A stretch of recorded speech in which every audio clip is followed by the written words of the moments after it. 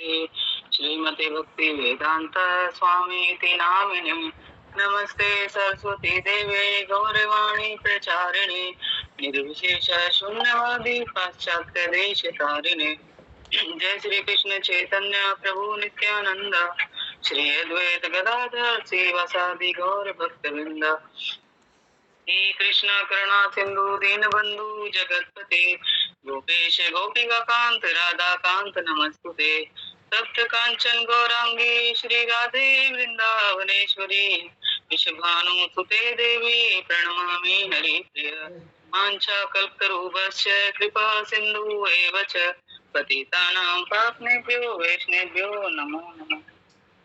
जगत गुरु श्री प्रभुपाद की जय। परम पूजनीय गोपाल कृष्ण गोस्वामी शादी लीला की जय। सभी भक्तों की जय। हरे कृष्णा। सभी भक्तों मुझे आशीर्वाद दें ताकि मैं कुछ दो शब्द बोल पाऊँ और इतनी सुंदर पुस्तक है, इसमें से लीलाओं का हम आस्वादन कर पाए। कुछ त्रुटि हो तो क्षमा कीजिएगा। सभी भक्तों का बहुत बहुत स्वागत है आज की प्रातः ललित कक्षा में।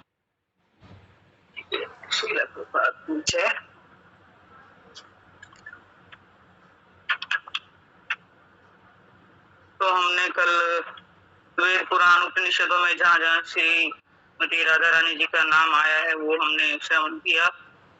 फिर भागवतम में कहाँ राधा रानी का नाम है या सुखदेव गोस्वामी जी हैं, उन्होंने क्यों नहीं नाम लिया, ये भी हमने जाना कि वो उनकी गुरु हैं और वो उनकी समाधि लग जाती है तो उन्होंने इस तरह का कभी नाम नहीं लिया।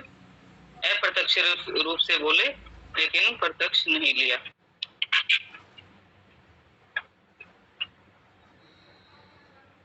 तो आज हम अगला चैप्टर शुरू करते हैं।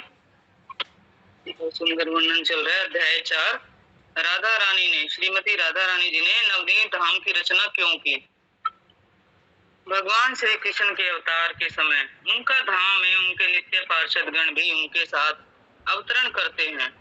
श्री मायापुर धाम श्रीमती राधा रानी की अपनी स्वयं की रचना है। ये धाम श्री कृष्ण को उनके दूसरी प्रेयसी दूर है। ये तो हम सुनते हैं कि जब भी भगवान आते हैं कोई लीला करने धरा धाम पे आए तो उससे पहले सारे भगवान के पार्षद देवी देवता सब इस लीलाओं में भाग लेते हैं। तो भगवान सब अपने पूरे ग्रुप के साथ चलते हैं कि तुम जाइए, पहले जाके व्यवस्था कीजिए, फिर मैं अवतार लूंगा। तो इस तरह भगवान की सब योजना होती है। सब भक्त लोग, सब पार्षद भगवान के साथ हैं। अनंत संहिता में शिव पार्वती से वर्णन करते हैं कि श्रीमती राधा रानी ने कृपा पूर्वक मायापुर धाम की रचना क्यों की। भगवान शिव पार्वती को बताते हैं कि एक घोड़ा जैसे एक कमल के पुष्प पर मंडराता है, वैसे ही एक बार कृष्ण वृंदावन के मनोरम कुंज में विरजा के साथ आनंद मना रहे थे। चंद्रमुखी मृगनयनी राधिका ने एक सखी से यह समाचार सुना तो तेजी से दौड़ते हुए कृष्ण को ढूंढने लगी।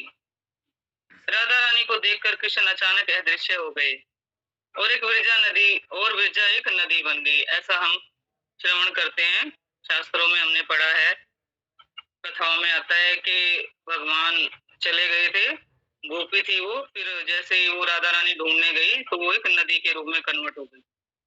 जब राधा रानी वहां पहुंची तो वे दोनों उन्हें वहां नहीं मिले। कृष्णा भावना भावित राधा सोचने लगी कि कृष्ण को क्या प्रलोभन देकर विरजा से दूर किया जाए। कृष्ण को भी क्या लालच देके इसे दूर किया जाए। तो उन्होंने उस समय गंगा यमुना के मध्यवर्ती एक स्थान पर अपनी सखी को एकत्रित किया। हरे कृष्णा माता जी, क्षमा करना, दंडवत प्रणाम सभी को क्षमा करना। माता जी मैं 2 मिनट 4 मिनट लेट होगी, आप थोड़ा सा। अच्छा ठीक है, मैं वही कह रही थी सब वक्त ज्वाइन कर ले तभी शुरू करते हैं। ठीक है, शुरुआत है माता जी, थोड़ा सा। हाँ 2-4 लाइनें पढ़ी है, मैं करती हूँ थोड़ा सा। जी जी माता जी। ये टॉपिक है आज, राधा रानी ने नवदीप धाम की रचना क्यों की। ये मैंने सुन लिया। जी ये सुन लिया। हाँ ये सुना अभी। भगवान श्री कृष्ण के अवतार के समय उनका धाम और उनके नित्य पार्षद भी उनके साथ अवतरण करते हैं। श्री मायापुर धाम श्रीमती राधा रानी की अपनी स्वयं की रचना है। यह धाम श्री कृष्ण और उनकी दूसरी प्रेयसी से दूर हटाने के लिए श्रीमती राधा रानी द्वारा रची गई स्वयं की रचना है। अनंत संहिता में शिव पार्वती से वर्णन करते हैं कि श्रीमती राधा रानी ने कृपा पूर्ण मायापुर धाम की रचना क्यों की। भगवान शिव पार्वती को बताते हैं एक घोड़ा जैसे कमल के पुष्प पर मंडराता है, वैसे एक बार कृष्ण वृंदावन के मनोरम कुंज में विरजा के साथ आनंद मना रहे थे। चंद्रमुखी मृगनयनी राधिका ने यह सखी से समाचार सुना तो तेजी से दौड़ती हुई कृष्ण को ढूंढने आई। राधा रानी को देखकर कृष्ण अचानक अदृश्य हो गए और विरजा एक नदी बन गई। जब राधा रानी वहां पहुंची तो वे दोनों वहां नहीं मिले। कृष्णा भावना भावित राधा सोचने लगी कृष्ण को क्या प्रलोभन देकर विरजा से दूर किया जाए। उन्होंने उस समय गंगा यमुना के मध्यवर्ती एक स्थान पर अपनी सखियों को एकत्रित किया। उस स्थान पर एक रम्य स्थान की रचना की जो विविध मनोरम पुष्पों वृक्षों लताओं से सुशोभित और भ्रमर भ्रमरी से पूर्ण था। हिरण हिरनिया वहां घूमते हुए बहुत आनंद ले रहे थे। संपूर्ण क्षेत्र चमेली मल्लिका मालती पुष्पों की सुगंध से भरा हुआ था। वे दिव्य स्थान विभिन्न वृक्षों से सुसज्जित और तुलसी के वनों से अलंकृत था। राधा रानी के आदेश पर गंगा यमुना उस उद्यान की रक्षा के लिए चारों ओर अपने मनोरम जल और तटों की सहायता से रक्षा दीवार के रूप में बहती हैं। कामदेव स्वयं वसंत ऋतु सहित नित्य वहां वास करता है। पक्षी निरंतर कृष्ण के शुभ नाम का सुस्वर गाते हैं। सुंदर वस्त्रों से सुसज्जित श्री राधा ने कृष्ण आकर्षण के लिए बांसुरी पर सुंदर धुन बजाना आरंभ कर दिया। उस मधुर धुन में आकर्षित होकर कृष्ण उस मंत्र मुग्ध कर देने वाले स्थान पर शीघ्र प्रकट हो गए। कृष्ण को अपने निकट पाकर कृष्ण चितहरा राधा ने उनका हाथ पकड़ लिया और भाव विभोर होकर आनंद का अनुभव करने लगी। तब कृष्ण उनके भावों को समझकर अवरुद्ध स्वर में बोले, हे सम्मुखी राधा, तुम मेरा जीवन हो। तुमसे अधिक मुझे और कोई भी प्रिय नहीं है। मैं तुम्हें कभी नहीं छोड़ूंगा। केवल मेरे लिए तुमने इतना सुंदर स्थान बनाया, तुम्हारे साथ मैं इस स्थान पर निवास करूंगा। इन सखियों के साथ इस स्थान को परिशोभित करूंगा। भक्तगण नव वृंदावन के नाम से इस स्थान की महिमा गाएंगे। मेरी आज्ञा से सभी तीर्थ यहाँ निवास करेंगे और जो लोग यहाँ आते हैं और हमारी आराधना करते हैं निश्चय उन्हें सखी भावमयी मेरी नित्य सेवा प्राप्त होगी। हे प्रिय राधे, वृंदावन के समान यह स्थान अत्यंत पवित्र है। यहाँ केवल एक बार आने वाले सभी पवित्र स्थानों में जाने का फल प्राप्त करेगा। वह शीघ्र ही सेवामयी भक्ति प्राप्त करेगा जिससे हम संतुष्ट होंगे। भगवान शिव ने कहा, पार्वती, मैंने तुम्हें नवद्वीप में प्रागट्य के कारण का वर्णन किया। जो मनुष्य इस कथा का श्रवण करता है वह सब पापों से मुक्त होकर भक्ति युक्त सेवा लाभ करता है। जो भी प्रातःकाल जगकर गौरचंद्र के प्रति भक्ति युक्त नवद्वीप धाम के आविर्भाव की इस कथा को सुनता है तो निश्चित ही गौरांग चैतन्य महाप्रभु को प्राप्त करता है। तो नवद्वीप मायापुर की रचना कैसे हुई ये यहाँ बता रहे हैं कि राधा रानी ने बनाया ये बहुत ही रम्य स्थान भगवान को आकर्षित करने के लिए। श्रीमती राधा रानी कृष्ण पर विरजा से मिलने के कारण क्रोधित हुई। परिणाम स्वरूप श्री धाम राधा रानी को पृथ्वी पर आने के लिए श्राप दे दिया था। इस लीला का विस्तृत वर्णन आगे अध्याय में है।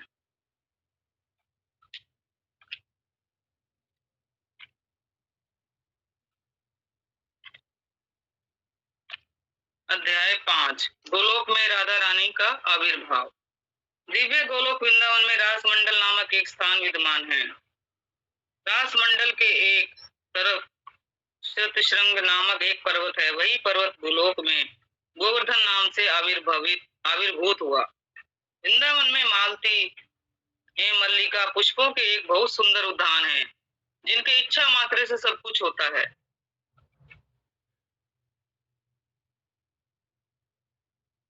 वह जगतपति भगवान श्री कृष्ण उस उद्यान में एक दिन सुंदर रतन सिंहासन पर बैठे थे और आनंद विहार की इच्छा से जैसे उनके मन में आई उनके बाई ओर से एक अत्यंत सुंदर देवी तत्क्षण प्रकट हो गई। वे अग्नि द्वारा शुद्ध हुए अमूल्य रत्नों एवं वस्त्रों से सजी हुई थी। वे लाखों चंद्रमाओं के समान चमक रही थी और उसके अंग प्रभा से सब कुछ चमकने लगा। उसके स्मित हास्य से उज्जवल एवं मनोहर दंत पंक्तियां अत्यंत शोभित हो रही थी। का चेहरा शरद कालीन खिले हुए कमल पुष्प के सौंदर्य को भी परास्त कर रहा था। वे मालती पुष्पों की मालाएं हीरे का हार पहने हुए थी। उनकी शारीरिक ज्योति ग्रीष्म ऋतु के समान उज्जवल थी। वे रतन सिंहासन पर पीताम्बरधारी श्री कृष्ण के वाम अंग में विराजित हुई। इस प्रकार भगवत स्वरूप दो रूपों में विभक्त होकर प्रकट हुए। वाम भाग में श्रीमती राधा रानी के रूप में और दाएं भाग में श्याम सुंदर श्री कृष्ण के रूप में विराजमान हुए। श्री कृष्ण जब राधिका का दर्शन किए तब उन्हें उनके साथ लीला सुख आनंद उपभोग करने की इच्छा उत्पन्न हुई। यह जानकर राधिका का सौंदर्य और अधिक बढ़ गया। शीघ्र ही वह श्री हरि के चरणों में अर्पित करने के लिए कुछ पुष्प लेने के लिए दौड़ी। रास मंडल में प्रकट होने और शीघ्र ही भगवत सेवार पुष्प चंदन के लिए दौड़ने का कारण वह राधा के नाम से जानी जाती है। रास शब्द रास मंडल का प्रतीक और धाव माना यानी दौड़ना का निर्देश है। भगवान के एक मूल रूप में दो रूपों के प्रकट होने के संबंध में नारद पंचरात्र में कहा गया है। वही द्विभुज परब्रह्म घनश्याम कांतिधर एक युवा ग्वाल बाल के रूप में गोलोक वृंदावन धाम में रास मंडल में भ्रमण कर रहा था। उसी एक ईश्वर का दो रूपों में विभाजन हुआ। उनका एक भाग नारी रूप में प्रकट हुआ और विष्णु माया या कृष्ण के तरंगा शक्ति के नाम से विख्यात हुआ, और दूसरा भाग स्वयं नराकृति विभु पुरुष के रूप में विराजमान हुआ। वे सर्वत्र और अपनी इच्छा अनुसार कर्म करते हैं। उनके इच्छा मात्र से सभी कार्य पूरे हो जाते हैं और उनकी शारीरिक कांति नीले रंग की है। वे दिव्य गुण वाले और भौतिक गुणों से रहित हैं। राधा कृष्ण में कोई भिन्नता नहीं है, क्योंकि श्रीमती राधा रानी भगवान ने अपने अंग से प्रकट की है, यहाँ बताया जा रहा है। वे स्वरूपत अभिन्न है। कृष्ण राधा रानी की सेवा करते हैं और राधा रानी कृष्ण की सेवा करते हैं। कृष्ण शक्तिमान है और राधा रानी उनकी शक्ति है, यानी एक दूसरे के पूरक हैं, एक दूसरे के बिना नहीं रह सकते। राधा पूर्ण शक्ति कृष्ण पूर्ण शक्तिमान। राधा पूर्ण शक्ति कृष्ण पूर्ण शक्तिमान। दुई वस्तु भेदे नाही शास्त्रेर प्रमाण।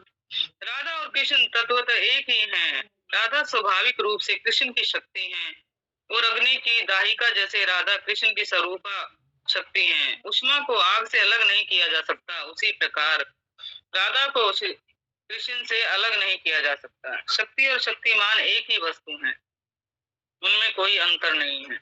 उसी प्रकार श्री राधा कृष्ण एक अर्थात अभिन्न तत्व हैं। प्रब्रह्म कृष्ण स्वयं रस स्वरूप हैं और वे रस आस्वादन की इच्छा करते हैं। श्रुति में कहा गया है स काम्यते, वे इच्छा करते हैं लेकिन एकांकी स न रमनते, वे अकेले रम नहीं सकते।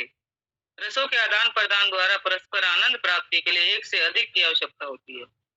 अकेले व्यक्ति तो आनंद नहीं ले सकता ना, साथ में विहार करने के लिए चाहिए। इसलिए वे एक होकर भी अनंत काल से कई रूपों में अपना रहस्य प्रकट किया। राधा कृष्ण मूलतः एक ही हैं, यद्यपि एक और अभिन्न होकर भी वे परब्रह्म दो रूपों में प्रकट हुआ है, फिर दो से कई रूपों में अपने को प्रकट किया। कृष्ण असंख्य भगवान सब रूपों में प्रकट हुए हैं और राधा असंख्य कांताओं के रूप में। जितनी भी लक्ष्मियां देवियां, जितनी भी माताएं हैं, जो देवी देवताएं हैं, वो सारी मतलब जो भगवान की शक्ति और राधा रानी से प्रकट हुई हैं। लक्ष्मी, दुर्गा, काली, जितनी भी देवियां आती हैं, ये सब राधा रानी अपने अंग से प्रकट की हैं। नारद पंचरात्र में उल्लेख हुआ है यथा ब्रह्मा स्वरूपश्च कृष्ण प्रकृते पर तथा ब्रह्मा स्वरूप निर्लिप्त प्रकृते पर। जैसे श्री कृष्ण जैसे जड़ प्रकृति से अतीत ब्रह्म स्वरूप हैं, ठीक उसी प्रकार राधा भी जड़ प्रकृति से अतीत ब्रह्मा स्वरूपिणी है।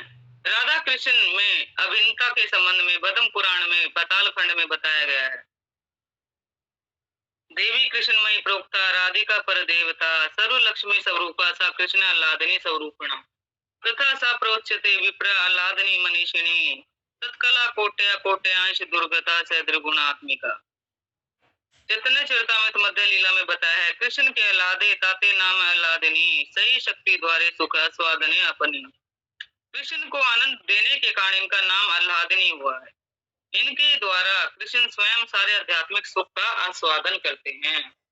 इस विषय पर पद्म पुराण में भी उल्लेख हुआ है। राधा रानी नारद मुनि से कहती हैं अहम च ललिता देवी राधिका या गिरियते अहम च वासुदेव्याख्यो नित्यम काम कलात्मा।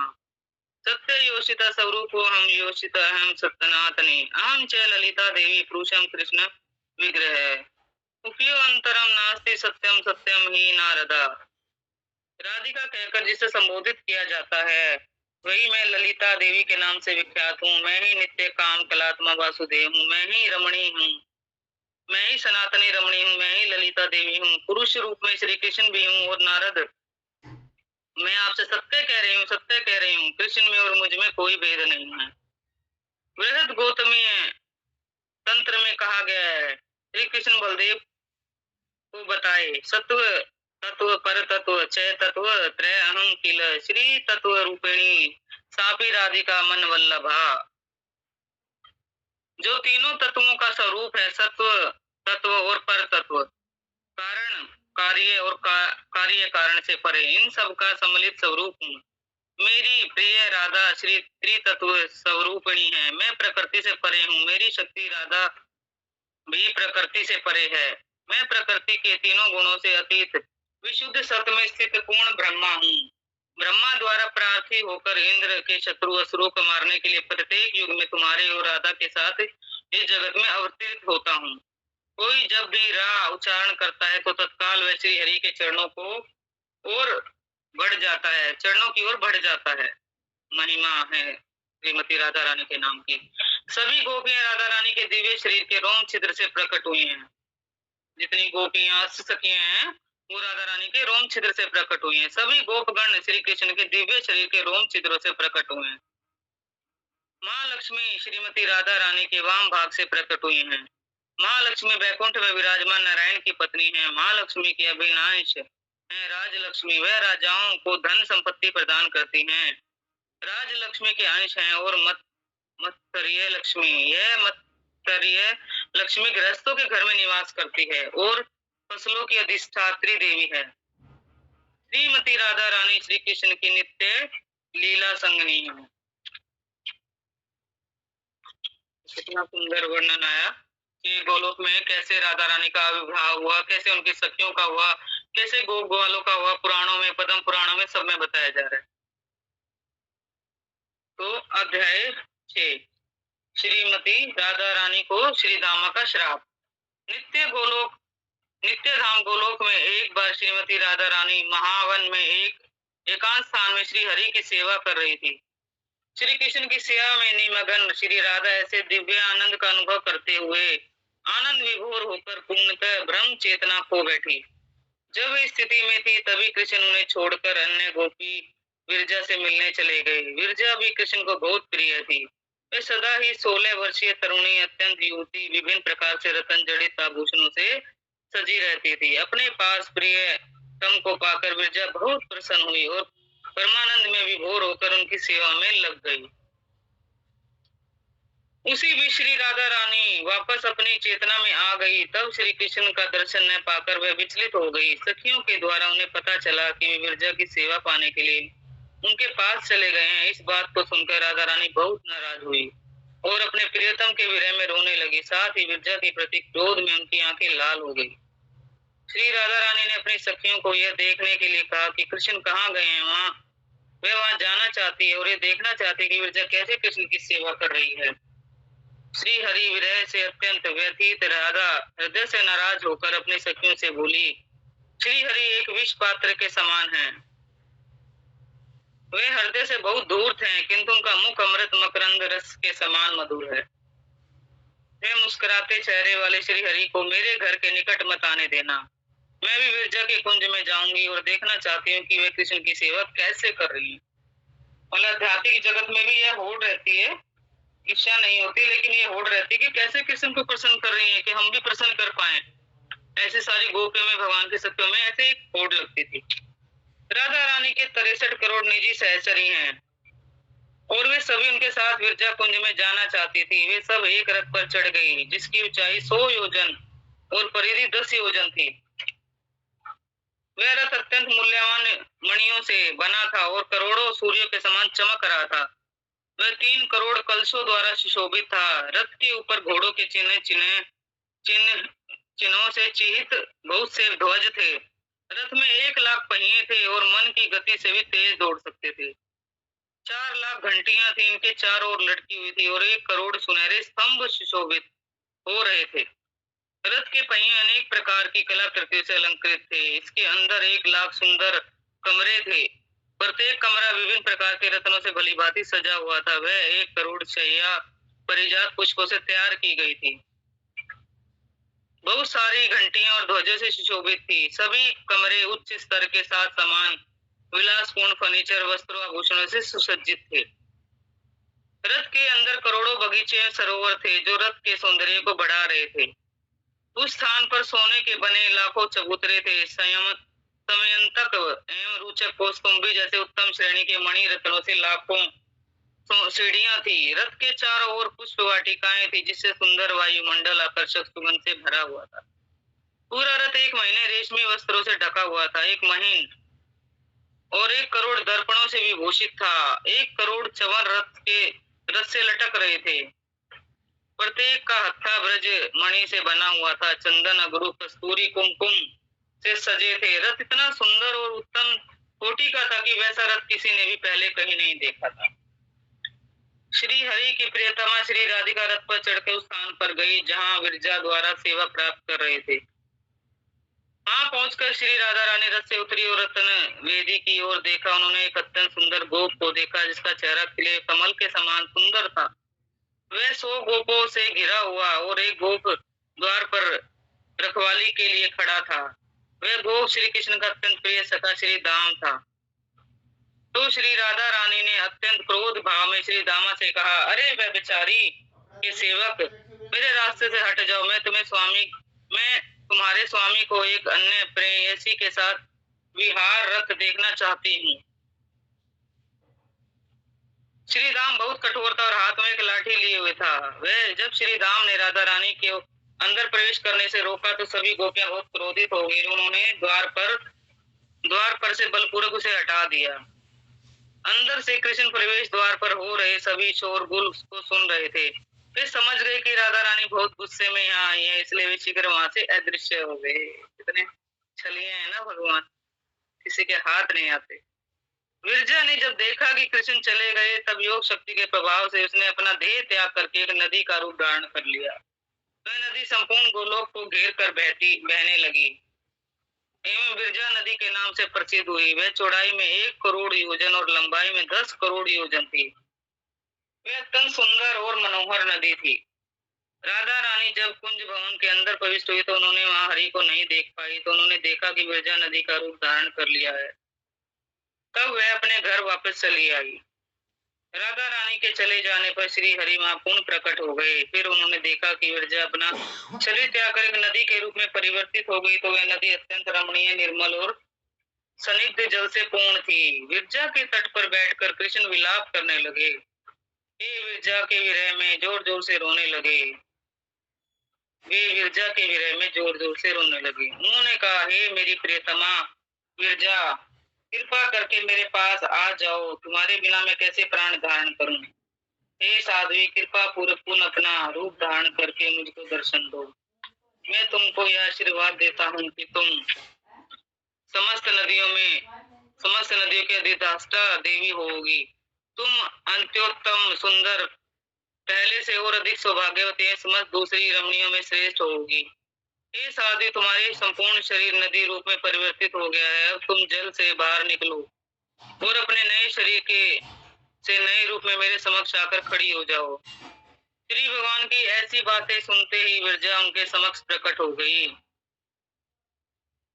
और श्रीमती राधा रानी के समान सुंदरी दिख रही थी। वे पीली रंग की साड़ी पहनी हुई थी और मधु मुस्कुरा रही थी। श्री भगवान की कृपा से वह श्रेष्ठ सुंदर रमणियों में अत्योत्तमा हो गई और सबके आदरणीय हो गई। उनकी शारीरिक क्रांति चंपक पुष्प के समान स्वर्णिम थी। उनके होठ पके हुए बिंब फल के समान लाल थे और उनके दांत पके हुए अनार के दानों जैसे सुंदर लग रहे थे। उनका मुखमंडल शरद कालीन पूर्ण चंद्रमा के समान खिला हुआ था और दोनों नेत्र प्रफुस्तित नील कमल के समान थे। उनके सुंदर अंगों में कस्तूरी का लेप था। उनके मस्तक पर सिंदूर अत्यंत सुंदर लग रहा था। उनके दोनों गाल पर महामूल्यवान रत्न निर्मित कर्ण फूल शोभा पा रहे थे वे विभिन्न रत्न मणियों से सुशोभित थे। उनके नाक में हाथों के मस्तक से निकला हुआ विरल मुक्ता यानी मोती से बना हुआ नथनी थी। उनके गले में वक्षस्थल पर मोतियों के हार थे। उनकी भुजाएं शंख कीमती रत्नों से बने कंगनों से विभूषित थी और उनके पांव के पायल हल्के हल्के खनखना रहे थे। श्री हरि जब अपनी प्रेयसी विरजा को अत्यंत सुंदर रूप में देखे तो शीघ्र ही उनके निकट जाकर आलिंगन कर लिए। इस प्रकार विरजा देवी समग्र जगत के नाथ जगदीश्वर का सानिध्य प्राप्त कर संतान प्राप्ति का आशीर्वाद प्राप्त की। दिव्य 100 वर्षों के बाद उसने 7 पुत्रों को जन्म दिया। एक बार विरजा वृंदावन में एकांत स्थान में श्री भगवान की सेवा में तत्पर थी। उसी समय उसका सबसे छोटा पुत्र वहां आया और वे अपने अन्य बड़े भाइयों से परेशान था और अपनी मां से सहायता मांगने आया। जब भगवान ने विरजा के छोटे पुत्र को इस प्रकार सन्यत्र देखे तो वे विरजा को छोड़कर चले गए, जिससे विरजा अपने पुत्र का ध्यान रख सके और वे श्रीमती राधा रानी के घर चले गए। जब विरजा वापस लौटी तो देखा श्री हरि को छोड़कर चले गए। तब वे अपने पुत्र के प्रति नाराज हो गई, क्योंकि उनके कारण ही वे भगवान के संग से वंचित हुई थी। फिर वे शोक संताप विलाप करने लगी और क्रोध में भरकर अपने पुत्र को शाप दे दी। तुम मत्सर्य लोक में समुद्र हो और तुम्हारा जल नमकीन होगा, कोई तुम्हारा जल नहीं पिएगा। फिर छोटे पुत्र को परेशान करने के कारण अन्य पुत्रों को भी श्राप दिया। हे मूर्ख पुत्रों, तुम सब भूलोक में जाओ, भिन्न भिन्न द्वीपों में अलग अलग रहो, इस प्रकार वहां जाकर अपना जीवन व्यतीत करो। जब दूसरे भाई ने अपने छोटे भाई से माता द्वारा दी गई श्राप की बात सुनी तो सभी माता के पास पहुंचे। श्राप की पुष्टि होने के बाद माँ को विनम्र प्रणाम किया और जम्बूद्वीप के लिए निकल पड़े। ये सभी भाई अब पृथ्वी पर विभिन्न समुद्रों के रूप में रहते हैं। नमकीन जल का समुद्र सबसे छोटा पुत्र है। प्रत्येक भाई अपने छोटे भाई से 2 गुना बड़े हैं। 7 समुद्र नाम लवण समुद्र, इक्षु समुद्र, सुरा समुद्र, भृत समुद्र, दही समुद्र, दूध समुद्र और मीठे जल का समुद्र है। ये 7 समुद्र 7 द्वीपों से घिरे हुए हैं। सभी भाई परस्पर के अलगाव एवं मातृ वियोग के कारण विलाप करते हैं और शोक संतप्त रहते हैं। माता विरजा श्री हरि अपने पुत्रों के विरह से मोहित होने के कारण अचेत हो गई। वे बहुत दुखी अवस्था में रोने लगी। श्री कृष्ण को उनके दुख के कारण का पता चला तो मुस्कुराकर उनके पास आ गए। उनके समक्ष भगवान को देखकर विरजा आनंद से प्रफुल्लित हो गई और समस्त शोक विषाद भूल गई। कृष्ण विरजा के प्रति दयाद्र होकर कृपा आशीर्वाद देते हुए बोले, मेरी प्रिय विरजा, मैं प्रतिदिन तुम्हारे कुंज भवन में आऊंगा। तुम मुझे उतनी ही प्रिय हो जितनी राधा। मेरे आशीर्वाद से तुम गोलोक धाम में रहते हुए भी अपने बच्चों की देखभाल कर सकती हो। गोलोकपति श्री हरि विरजा से इस प्रकार वार्तालाप कर रहे थे तो राधा रानी की कुछ सखियों भी वहां पास में छिपकर सुन रही थी और वे तुरंत राधा रानी के पास गए, उन्हें सब कुछ बता दिया। राधा रानी क्रोधित होकर रोना आरंभ कर दी। फिर कुंज मंदिर में जाकर भूमि पर गहरी नींद में सो गई। विरजा को सांत्वना देने के बाद कृष्ण श्री दामा को साथ लेकर राधा रानी के घर आए। जब श्रीमती राधा रानी कृष्ण को देखी तो गुस्से में भरकर उनको बहुत कठोर और अप्रिय वाक्य सुनाने लगी। उन्होंने कहा कि इस गोलोक में तुम्हारे पास बहुत स्त्रियां हैं जो तुमसे मुझसे अधिक प्रिय हैं। कृपा करके तुम उनके ही पास जाओ, मेरे पास आने का क्या मतलब। तुम्हारी अति प्रिय वल्लभा विरजा अपना शरीर त्याग दिया और मेरे भय से एक नदी का रूप धारण कर ली। तुम उसी के पास जाओ, तुम विरजा के तट पर जाओ, अपने लिए एक मंदिर का निर्माण करो और विरजा के तट पर ही रहो। जब वह नदी बन गई तो तुम एक नंद बन सकते हो। इस तरह तुम्हारे लिए उनके साथ रहना आसान हो जाएगा। जब तुम दोनों के परस्परी संग का अधिक उपयुक्त उपाय है। जब ये घटना महापुरुष को पता चली तो इस जगत के नाथ जगदीश एक नदी का संग प्राप्त करने के लिए नंद का रूप धारण कर लिए हैं। तब वे सब निसंदेह हंसेंगे। श्रीमती राधा रानी अपनी सखियों से घिरी हुई थी। कुछ चामर पकड़ी थी और कुछ तांबुल ली हुई थी, कुछ सुगंधित जल लिए हुई थी, कुछ कमल के पुष्प पकड़े हुए थी और कुछ अपने हाथों में सिंदूर पात्र लिए हुए थे। कुछ सखियां कीमती रत्नों से बने हुए विविध अलंकार सामग्री लिए हुई थी। कोई काजल, सुगंधित तेल, वेणु, वीणा आदि वाद्य यंत्र लिए हुए थे और कुछ बाल संवारने के लिए कंगा दर्पण लिए हुए थी, कोई नृत्य कर रही थी, कोई संगीत कौशल प्रदर्शन कर रही थी, कोई अपने हाथ में शहद पात्र पकड़ी हुई थी, कोई सुंदर वस्त्र लिए हुए थे। कुछ राधा रानी के चरण कमलों की सेवा में व्यस्त थी, कुछ हाथ जोड़कर खड़ी थी, कुछ प्रार्थनाएं महिमा गुणगान कर रही थी। इस प्रकार अनगिनत गोपियां राधा रानी को घेरे हुए थी और लाखों लाखों कुंज के बाहर उपस्थित थी। उनमें से कुछ हाथ में छड़ी लेकर खड़ी थी। वे सब कृष्ण को राधा रानी के कुंज भवन में प्रवेश करने से रोकी। तब तक कुंज के भीतर से ही श्री राधा रानी कृष्ण को कठोर वाक्यों से तिरस्कृत और भर्त्सना करना शुरू कर दी। उन्होंने कहा कि हे विरजाकांत, यहाँ से चले जाओ, तुम चंचल चित हो, तुम एक तो चोर दूसरे व्यभिचारी हो, तुम मुझे इतना कष्ट क्यों दे रहे हो? तुम पद्मावती, रत्नमाला, मनोहरा, वनमाला के पास जाओ, तुम किसी ऐसे रमणी के पास जाओ जो सौंदर्य आदि से अतुलनीय हो। हे नदी वल्लभ, अब मैं तुम्हारा स्वरूप जान गई, तुम्हारा पूर्ण मंगल हो, तुम हमारे कुंज से चले जाओ। हे लंपट, तुमने एक साधारण मनुष्य जैसा व्यवहार किया, इसलिए तुम पृथ्वी पर जाकर मनुष्य रूप में रहना उचित है। इस प्रकार कृष्ण के प्रति रोषपूर्ण वाक्य बोलने के कारण श्रीमती राधा रानी अपनी सखियों को आदेश देते हुए बोली कि हे सुशीले, शशि काले, माधवी, तुम्हें इस दूत को कुंज में आने से अवश्य रोकना चाहिए, यहाँ इसका क्या काम? तो राधा रानी पूर्ण रूप से क्रोधित हो गई।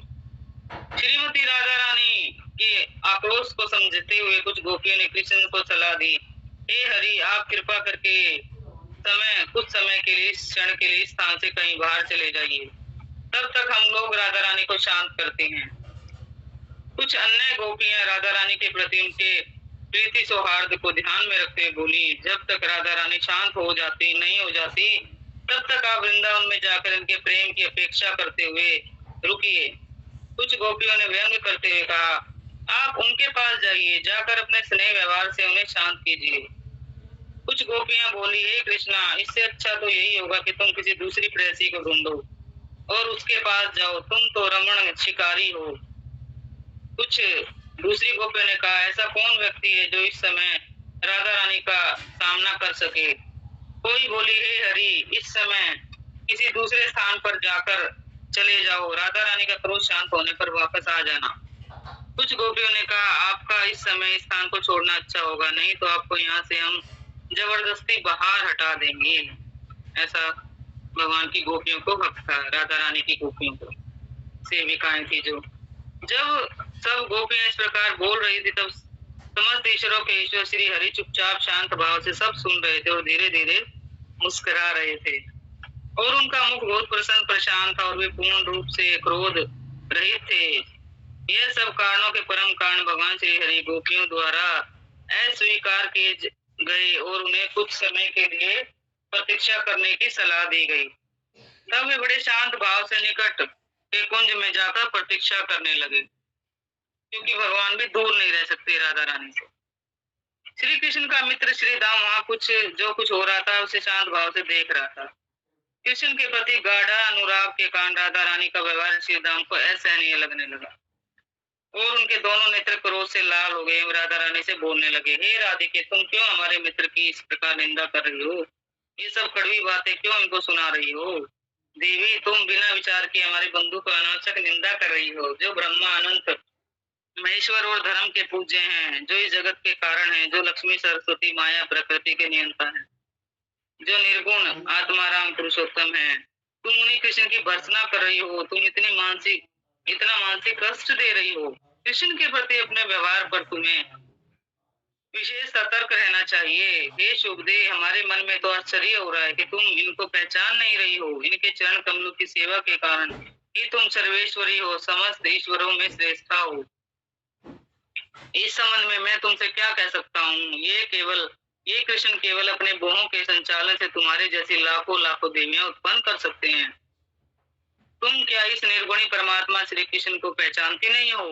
स्वयं लक्ष्मी देवी इनके चरण कमलों को अपने बालों से पोंछती है।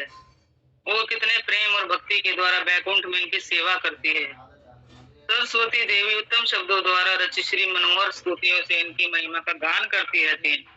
तुम उन्हीं प्रभु को पहचान नहीं रही हो, तुम उनको जानते नहीं हो, जिनके भय और भक्ति से माया सर्वदा इनकी स्तुति करती रहती है। हे शुभंगे, सारे वेद उनकी महिमा गाते हैं, फिर भी तुम इन पर विश्वास नहीं करती हो। हे ईश्वरी, सारे वेदों के पिता ब्रह्मा अपने चारों मुखों से निरंतर इनका गुणगान करते हैं, उनके चरण कमलों की सेवा करते हैं। तुम इनको नहीं समझ पा रही हो। सभी योगियों के गुरु भगवान शंकर निरंतर प्रेमच वसित चित्त से इनकी स्तुति करते हैं और आंखों से अश्रु विसर्जन पूर्वक इनके चरणों की सेवा करते हैं। अनंत देव अपने हजारों मुखों से निरंतर इनकी महिमा का गुणगान करते हैं, इनके चरण कमलों की सेवा करते हैं। प्रत्येक प्राणियों के कृत्य कर्मों के साक्षी जगत के स्वामी रक्षक स्वयं धर्मराज प्रगाढ़ प्रेम भक्ति के साथ भगवान श्री कृष्ण के चरण कमलों की सेवा करते हैं। श्वेत दीप में विराजित जगत पालक श्री कृष्ण के अंश प्रकाश विष्णु सदा परम पुरुष भगवान श्री कृष्ण का ध्यान करते हैं। हे माते, अति शीघ्र अपना क्रोध त्याग देना कर्तव्य है और निरंतर श्री कृष्ण के चरण कमलों की सेवा करनी चाहिए। इनके ईश्वरीय मात्र से सब ब्रह्मांड की सृष्टि और प्रलय होता है। ब्रह्मा श्री हरि के केवल एक निरमेश मात्र काल तक जीवित रहते हैं। हे राधे, तुम और तुम्हारी सखियां बल्कि समस्त जगत व्यापार हमारे प्रभु श्री कृष्ण द्वारा ही नियंत्रित है। तो यह भगवान की महिमा बता रहे हैं श्रीराम।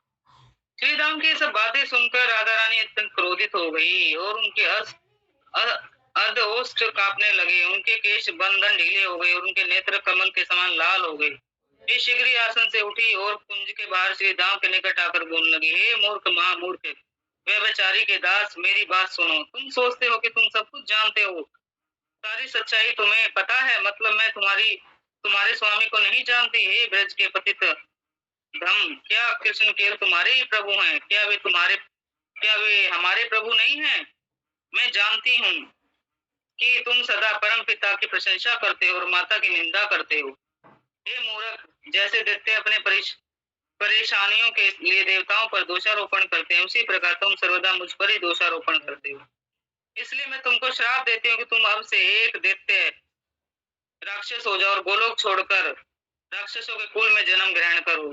यह तुम्हारे प्रति मेरा अभिशाप है। देखती हूँ कौन मेरे अभिशाप से तुम्हारी रक्षा करता है। ये सब सुनकर श्री दामा बहुत क्रोधित और क्रोध में उनके भी होठ कांपने लगे। बदले में श्री राधा रानी को शाप देते हुए कहा कि तुम मनुष्य कुल में जन्म ग्रहण करो, क्योंकि तुम एक मनुष्य की तरह क्रोधित हुई, इसलिए तुम्हें एक मनुष्य कुल में जन्म ग्रहण करना उचित है। वहाँ तुम स्वयं प्रकाश रूप में प्रकट होगी, किंतु तुम्हारा प्रभाव सीमित होगा। पृथ्वी पर मूर्ख लोग तुम्हें अभिमन्यु की पत्नी के रूप में जानेंगे। अभिमन्यु श्री कृष्ण का ही अंश है और वृंदावन में जन्म ग्रहण करेगा। वही वृंदावन में तुम श्री कृष्ण का संग प्राप्त करोगी एवं उनके साथ ब्रज में विभिन्न वनों में विहार करोगी। कुछ वर्षों के बाद तुम श्री हरि से 100 वर्षों के लिए अलग होकर विरह वेदना भोगोगी। उसके बाद तुम प्रभु से मिलोगी, श्री गोलोक धाम में वापस आओगी। श्री राधा से इस प्रकार कहने के बाद श्री दाम उन्हें विनम्र प्रणाम किया और श्री कृष्ण से मिलने चले गए। श्री कृष्ण से मिलने पर श्री दामा ने बीती सारी घटना को बताया, किस प्रकार वह राधा रानी को श्राप दिया और राधा रानी कैसे उसे श्राप दी। इसके बाद पश्चाताप करके श्री दाम रोना आरंभ किया।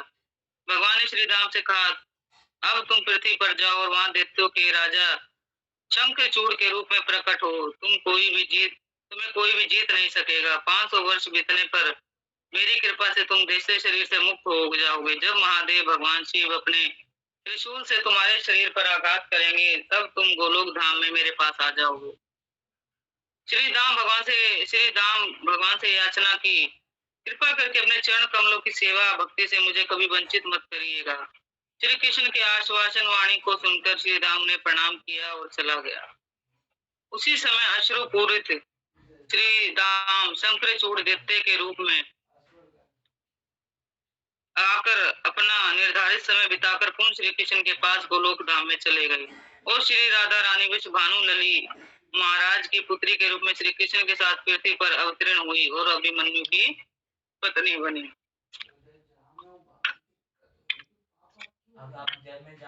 तो ये था श्री राधा रानी को श्राप देने की लीला। अब आता है श्रीमती राधा रानी का पृथ्वी पर प्राकट्य। पृथ्वी पर श्रीमती राधा रानी के आविर्भाव के विषय में विभिन्न शास्त्रों में भिन्न भिन्न विवरण दिए गए हैं। इसका कारण कल्प भेद है। भिन्न भिन्न कल्पों में भिन्न भिन्न प्रकार से आविर्भाव हुआ है। गर्ग मुनि की पुत्री गंगार्गी के प्रति पूर्णमासी देवी श्रीमती राधा रानी के आविर्भाव के विषय में जो बोली है, उसी को श्रीला रूप गोस्वामी ने अपने ग्रंथ ललित माधव में वर्णन किया है। राधा रानी के आविर्भाव के विषय में पूर्णमासी देवी पूर्ण रूपेण जानती थी, क्योंकि वही भगवान के समस्त लीलाओं के आयोजन एवं प्रबंधन करती थी। उन्होंने इस रहस्य को केवल माता यशोदा और रोहिणी देवी को बताया। विंध्य पर्वत हिमालय पर्वत से ईर्ष्या रखने लगा, और क्योंकि हिमालय अपनी बेटी पार्वती को ब्याह कर महादेव शिव को दामाद के रूप में प्राप्त किया था, विंध्य पर्वत की इच्छा हुई कि उसको भी एक ऐसी भाग्यशालिनी पुत्री होनी चाहिए जो शिव जी को युद्ध में परास्त करने वाले पुरुष से ब्याही जा सके। अपनी इच्छा पूर्ति के लिए विंध्य पर्वत ब्रह्मा जी को प्रसन्न करने के लिए घोर तपस्या करने लगे। कुछ समय तपस्या करने के बाद ब्रह्मा जी उनके पास गए और वरदान मांगने के लिए प्रेरित किया। विंध्या अपनी इच्छा व्यक्त किया, जो कि ब्रह्मा जी उनसे प्रसन्न थे, इसलिए उन्होंने शीघ्र ही तथास्तु ऐसा कहा और बोल दिया। किंतु वरदान देने के बाद ब्रह्मा जी चिंता करने लगे, ऐसा कौन व्यक्ति है जो महादेव को युद्ध में परास्त कर सके। ऐसा असंभव है, किंतु वर तो दे चुके थे, इसलिए उद्विग्न हो गए। कुछ देर बाद उन्होंने अनुभूति की कि पृथ्वी पर भगवान श्री कृष्ण की अप्राकृत लीला होने का समय आ गया है। केवल वे ही महादेव को परास्त कर सकते हैं। ब्रह्मा जी सोचे, भगवान श्री कृष्ण की नित्य लीला संगनी श्रीमती राधा रानी है, और यही विंध्य पर्वत को राधा रानी पुत्री के रूप में मिल जाए, तब मेरा वरदान सिद्ध हो पाएगा। लेकिन यह सब कैसे हो सकता है। श्रीमती कार्तिकेय राधा रानी की नित्य माता है, कीर्तिदा राधा रानी की नित्य माता है, फिर कैसे विंध्य पर्वत उनको पुत्री के रूप में प्राप्त कर सकता है। उनको यह वरदान कैसे फलीभूत हो, इस विषय में चिंता करते ब्रह्मा श्रीमती राधा रानी को प्रसन्न करने के लिए कठोर तपस्या करना शुरू कर दिए। जब वे उनसे प्रसन्न हो गए, तब ब्रह्मा जी उनसे विंध्य पर्वत की पुत्री के रूप में प्रकट होने के लिए अनुरोध किए। राधा रानी तैयार हो गई। फिर राधा रानी की प्रेरणा से योग माया ने वृष भानु और चंद्र भानु की पत्नियों के गर्भस्थ राधा रानी और चंद्रावली को विंध्य पर्वत की पत्नी के गर्भ में स्थानांतरित कर दिया। फलस्वरूप विंध्य की पत्नी ने 2 पुत्रियों को जन्म दिया, जो बहुत सुंदर थी। उसी बीच भगवान कृष्ण मथुरा में प्रकट हुए, और भगवत प्रेरणा से वसुदेव जी अपने पुत्र यशोदा के पास रखकर उनकी पुत्री को कारागार से ले आए, जहाँ वे देवकी के साथ कंस द्वारा बंदी थे। देवकी ने 8वें संतान को जन्म दिया। ये सुनते ही कंस तत्काल स्थान पर पहुंच गया और देवकी की गोद से लड़की को छीन लिया। जब लड़की को पत्थर पे फेंकने ही वाला था, तो उसके हाथ से छुटकर आकाश में चली गई और दुर्गा देवी के रूप में प्रकट हो गई। फिर उसने जोरदार घोषणा की, कंस, तुमने पूर्व जन्म में कालनेमी राक्षस था, जिसने तुम्हें युद्ध में अपने चक्र से मारा था। उसे महान विद्वान लोग देवताओं में सबसे अधिक पूज्य मानते हैं। वे संपूर्ण जगत के कारण हैं। आज वही सभी जीवों को आनंद प्रदान करने के लिए धरती पर प्रकट हुए हैं। कंस, तुम्हें एक और बात पता होनी चाहिए कि मुझसे अधिक बलवती आकर्षणीय 8 महाशक्ति कल तक इस पृथ्वी पर प्रकट होंगी। उनके नाम है राधा, चंद्रावली, ललिता, विशाखा, पद्मा, शविया, श्यामला, भद्र। इन 8 में 2 अपने महान गुणों के कारण सबसे अधिक प्रसिद्ध होगी। जो भी इन दोनों से विवाह करेगा, वह सबसे अधिक सौभाग्यशाली होगा। वह राजेंद्र होगा और इतना शक्तिशाली होगा कि युद्ध में महादेव को परास्त कर सकेगा। ये सब कहकर योगमाया देवी वहां से अंतर्ध्यान होकर विंध्य पर्वत के लिए चल पड़ी। जब कंस देवी से उपरोक्त बातें सुना, तो उसने पूतना को सभी नवजात शिशुओं को मारने के लिए सभी नवजात कन्याओं का अपहरण करने का आदेश दिया। राजा कंस के आदेश अनुसार पूतना जब ऐसे नवजात शिशुओं की खोज रही थी, तो उन्हें 2 अत्यंत सुंदर कन्याओं को पाया। अपनी पत्नी द्वारा 2 पुत्रियों को जन्म होने के बाद विंध्य ने पुत्रियों के लिए संस्कार उत्सव आयोजन किया। दोनों कन्याओं को यज्ञ स्थल पर रखकर एक ब्राह्मण यज्ञानुष्ठान कर रहा था। गगनचारी पूतना ने जब यज्ञ स्थल में 2 रूपवती कन्याओं को देखा, तो तत्काल उन्हें भूमि से उठा लिया और आकाश मार्ग से भागने लगी। इससे विंध्याराज अत्यंत उद्विग्न होकर ब्राह्मणों से उस राक्षसी को मंत्रोच्चारण द्वारा मारने के लिए बोले। राजा के आदेश से ब्राह्मणगण पाठ करने लगे, जिसके कारण आकाश चारी पूतना कमजोर होकर गिरने लगी। 2 कन्याओं को पकड़कर रखना कठिन होने लगा। उनमें से एक को नीचे नदी में फेंक दिया और वे नदी विदर्भ राज्य के बीच बह रही थी। विदर्भ राज भीष्मक उस कन्या को प्राप्त किए और 5 वर्ष पर्यंत अपने पास रखे। उस समय जामवान जी विंध्या पर्वत पर रह रहे थे। विंध्य राज के आदेश से जामवान विदर्भ जाकर उस कन्या को वापस ले आए और चंद्रावली के नाम से सुविख्यात हुई। पूतना जब दूसरी कन्या को अपनी भुजाओं से लेकर उठ रही थी तो मंत्र के प्रभाव से धीरे धीरे कमजोर होने लगी। ब्रज में पहुंचते ही और नहीं चल पाई, भूमि पर गिर पड़ी। उसी समय पूर्णमासी देवी ने उस कन्या को पूतना से लेकर मुखरा को देते हुए बोला, यह कन्या तुम्हारे दामाद वृषभानु की संतान है, इसलिए तुम इसका लालन पालन करो। इस प्रकार उस दिन से वह कन्या वृषभानु नंदनी राधा नाम से तो विख्यात हुई। और पूर्णमासी ने पूतना से उन 6 कन्याओं का उद्धार किया। वे ललिता, विशाखा, पद्मा, भद्रा, सेव्य और श्यामला थी। इस प्रकार श्रीमती राधा रानी ने चंद्रावली अपने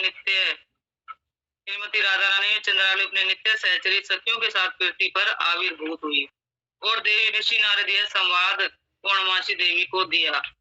श्रीमती राधा रानी के आविर्भाव के विषय में एक और विवरण है।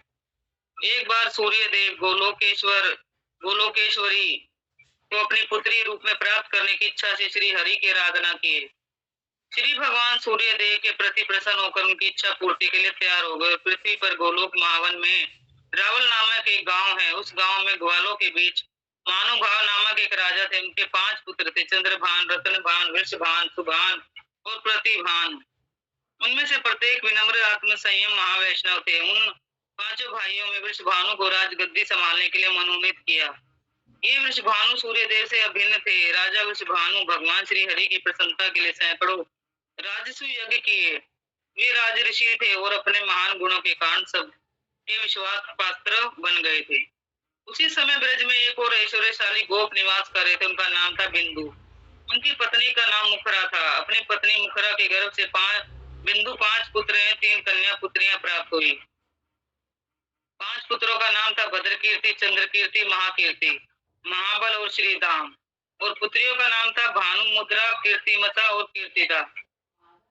कुछ पुराणों के अनुसार कीर्तिदा का दूसरा नाम कलावती है। राजा वृषभानु ने बिंदु की पुत्री कीर्तिदा से विवाह किया, किंतु बहुत साल बीतने पर उनको कोई संतान नहीं। दोनों चिंता से बहुत दुखी अवस्था में अपना समय बिता रहे थे। संतान की इच्छा से वे कई वर्षों तक यज्ञ, दान, व्रत, विशेष पूजा अर्चना, विभिन्न पवित्र स्थानों का भ्रमण किया, किंतु उस स्थानों से अपनी अभिलाषा पूर्ति में सफल नहीं हुए। अंत में साध्वी कीर्तिदा ने अपने पति को कात्यायनी देवी की आराधना करने की सलाह दी। कीर्तिदा के सलाह अनुसार महाराज वृषभानु यमुना किनारे गोवर्धन के निचले भाग में कात्यायनी देवी की आराधना प्रारंभ किया। वे दीर्घकाल तक मौन व्रत और उपवास का पालन करके तपस्या किए। एक दिन जब एकाग्रचित्त से अपने व्रत का पालन कर रहे थे तो तब उन्होंने एक कंठ स्वर में आवाज सुना, वे हे वत्स, हरि नाम स्वीकार किए बिना कान शुद्ध नहीं होते। श्री हरि नाम का उच्चारण अत्यंत शुभ और मंगलकारी है। उचित ढंग से हरि नाम ग्रहण करना चाहिए। फिर महाराज वृषभानु यमुना नदी के तट पर वक्र मुनि के आश्रम पे गए। उनके निकट जाकर उनसे हरि नाम ग्रहण किए। वक्र मुनि उनसे प्रार्थना भगवान के दिव्य नाम ग्रहण के अनेकों विधि विधान का वर्णन किया।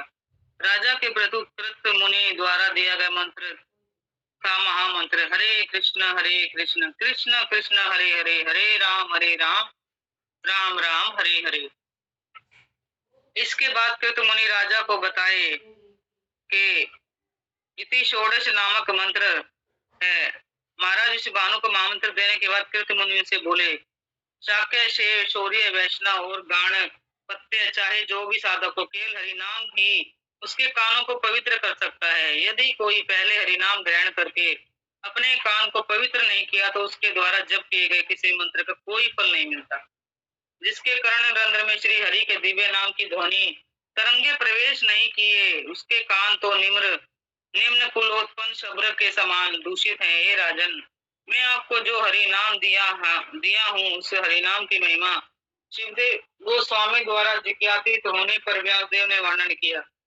ऐसे ही एक बार ब्रह्मा जी ने अंगिरा मुनि को इस हरिनाम महामंत्र को जपने के लिए विधि बताई। आपका कर्तव्य है कि पूर्ण अभिनिवेश के साथ इस महामंत्र को का जप कीर्तन करें। कृत मुनि द्वारा महामंत्र स्वीकार करने के बाद महाराज वृषभानु उनको साष्टांग प्रणाम किए। फिर यमुना तट पर स्थित अपने भजन स्थली पर आकर प्रगाढ़ भक्ति के साथ इस मंत्र का जाप करने लगे। कुछ समय के बाद महाराज वृषभानु के प्रति प्रसन्न होकर कात्यायनी देवी उनके सामने प्रकट हुई। महाराज उनको प्रणाम करके अनेकों स्तुतियां की। देवी उनको इच्छित वर मांगने को कहा। तब राजा बोले, बस आपके दर्शन मात्र से हमारी समस्त इच्छाएं पूर्ण हो गई। फिर भी देवी, यदि आप मुझ पर प्रसन्न हैं तो कोई वरदान देना चाहते हैं तो मैं अन्य वरदानों की क्या कहूँ। आप तो हमारे मन के समस्त इच्छाओं को जानती हैं। महाराज वृषभानु के उपयुक्त बातों को सुनकर देवी कात्यायनी उनको सुनहरे अंडाकार बॉक्स में 2,000 सूर्य के समान चमक रहा था। फिर कात्यायनी देवी अदृश्य हो गई। महाराज वृषभानु परम हृदय से उस घर वापस लौट आए। फिर कुछ समय बाद उनके हरिनाम सेवा के फलस्वरूप श्रीमती राधा रानी शुभ दिन शुभ लक्षण में आविर्भूत हुई और कीर्तिदा और वृषभानु के तपस्या का सार थी। वे बहुत कोमल और सुनहरे चंपक पुष्प के समान सुंदर थी। राधा रानी के आगमन का तीसरा प्रमाण निम्नलिखित रूप में बताया। ये हमने 2 प्रमाण सुने और ये तीसरा है लास्ट छोटा सा पैरा। एक बार महाराज वृषभानु यमुना नदी में निजमित होकर भगवान का ध्यान कर रहे थे। उसी समय अचानक 1000 पंखुड़ियों वाला कमल पुष्प तैरता हुआ उनकी ओर आया और उनके शरीर को स्पर्श किया।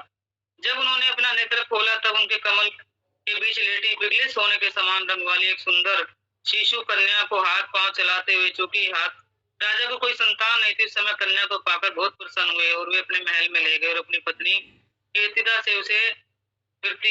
को उसे दे दिया। इस प्रकार श्रीमती राधा रानी अपने नित्य माता और नित्य पिता कीर्तिदा सुनहरी महाराज वृषभानु के पृथ्वी पर बसे घर में प्रकट हुई। हरे कृष्णा। सभी भक्त लोग सुन रहे हैं तो यहाँ ये अध्याय पूरा होता है। आगे फिर कंटिन्यू करेंगे अध्याय 9 श्रीमती राधा रानी के चरण का रंग। हरे कृष्णा माता जी। हरे कृष्णा माता जी। दंडवत प्रणाम। हरे कृष्णा माता जी। हरे कृष्णा संगनीला जी। हरे कृष्णा माता जी। दंडवत प्रणाम सभी को। संगनीला ललिता माता जी सभी को दंडवत प्रणाम। हरे कृष्णा माता जी। हरे कृष्णा संगनीला ललिता माता जी। जी जो ये शिवजी ने पार्वती से ये कथा सुनाई थी, या किस पर्सन पर सुनाई थी? शिव जी को कथा ये इसी के बारे में सुनाई थी माता जी। अच्छा, हाँ, ये कथा तो ये राधा रानी की और श्री कृष्ण की सुनाई है शिव जी ने, लेकिन पार्वती को किस कारण सुनाई थी ये कथा? मतलब कौन सा प्रसंग चल रहा था शिव जी का पार्वती का? देखती हूँ माता जी मैं। अच्छा, कोई बात ना, थोड़ी सी देर में माता जी माता जी हरे कृष्णा। जो शिव जी बता रहे हैं ना पार्वती को, वो राधा रानी के बारे में बता रहे हैं। अब उसके अंश से कौन सी शक्ति उत्पन्न हुई थी।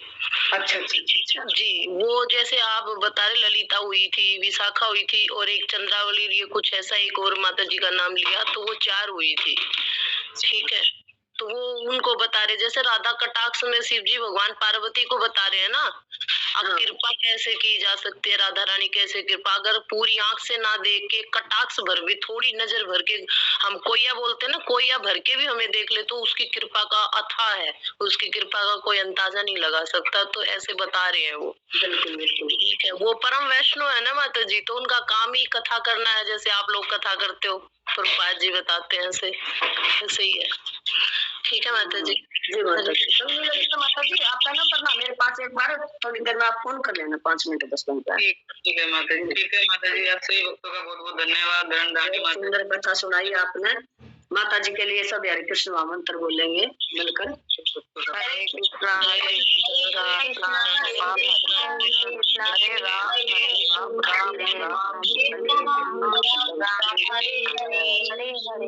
हरे कृष्ण माता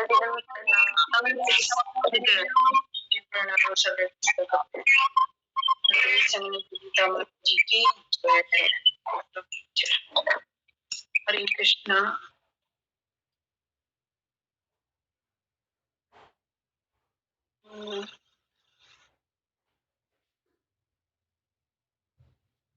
हरे कृष्ण माता जी, श्लोका करने हैं क्या? हरे कृष्णा, मेरी आवाज आ रही है?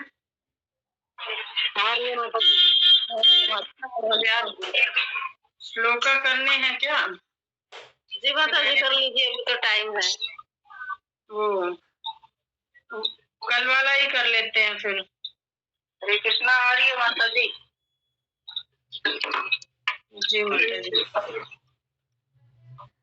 देव पुरुष प्रभु जी भी नहीं है, तो कल वाला ही श्लोक हम रिपीट कर लेते हैं, उसी को कर लेते हैं कल।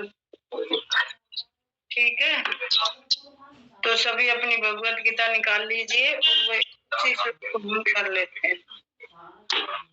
हरे कृष्णा, हरे कृष्णा। गीता माता जी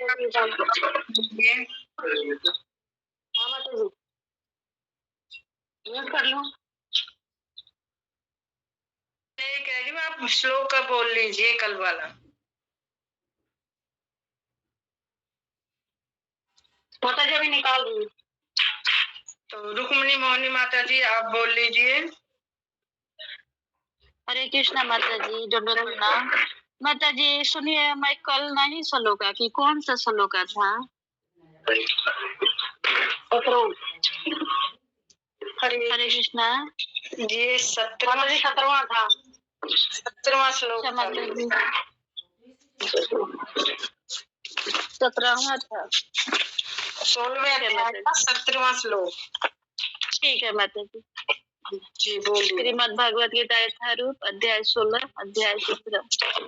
आत्मा संभाविता सत्वधा धन मान मद अनिवता यजन्ते नाम यज्ञेते दम्भेन अभिधि पूर्वकम्। हरे कृष्ण। हरे कृष्ण माता जी, दंडवत प्रणाम।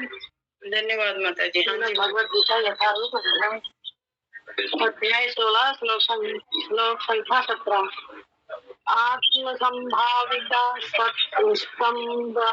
संबधा धनाम तबुधा धनाम न दामिता जयन्ते नाम यज्ञेस्ते दम्भे नाविधि पूर्वकम।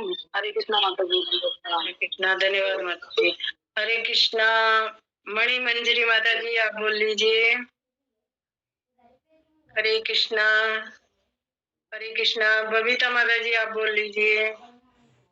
हरे कृष्णा माता जी, सादर दंडवत प्रणाम माता जी। हरे बोल। श्रीमद् भगवत गीता यथारूप अध्याय 16 श्लोक संख्या 17। आत्म संभाविता स्तब्धा धनमान मदन्विताः यजन्ते नाम यज्ञैस्ते दम्भेन अविधिपूर्वकम्। हरे कृष्ण माता। धन्यवाद माता जी। अचला माता जी आप बोल लीजिए। हरे कृष्ण माता जी, दंडवत प्रणाम। माता जी आपको सभी भक्तों को भी श्रीमद् भगवत गीता यथारूप अध्याय 16 श्लोक संख्या 17। आत्म संभाविता स्तब्धा धनमानं दानिविता यजन्ते नाम यज्ञस्ते दम्भेना विधि पूर्वकम। हरे कृष्णा माता जी, दंडवत। हरे कृष्णा माता जी प्रणाम। धन्यवाद माता जी। हरे कृष्णा। ये सीमा माता जी आप बोल लीजिए। हरे कृष्णा माता जी, दंडवत प्रणाम माता जी। हरे कृष्णा माता जी।